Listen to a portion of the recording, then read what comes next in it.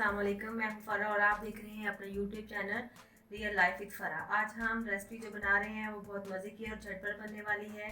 इसका नाम है बटर तवा कीमा। ये बहुत ही मज़े की है और झटपट बन जाती है। इसमें बटर का जिक्र है तो सबसे पहले जो इंग्रेडिएंट्स हमें चाहिए उनको हम नोट करते हैं। बटर का जो कोई जिक्र आया है तो सबसे पहले इसमें हम ये बटर में बनेगी। ये मैंने घर का मक्खन है, मैंने ले गया, बाज़ार का देख सकते हैं। ये तकरीबन 4 to 5 टेबल स्पून बटर है। इसमें हाफ केजी जो है 500 ग्राम मैंने चिकन का कीमा लिया है। उसके अलावा इसमें मीडियम साइज़ की एक प्याज ली है, इसको मैंने बारीक बारीक काट लिया है।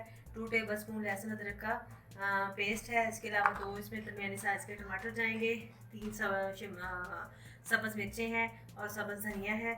इसके अलावा जो इसमें स्पाइसेस जाएंगे उसमें है 1 टेबल स्पून सुरख मिर्च, हाफ़ टी स्पून जो है इसमें हल्दी पाउडर है, 1 टेबल स्पून इसमें साल्ट है, ये आपके टेस्ट के हिसाब से ऊपर नीचे हो जाएगा।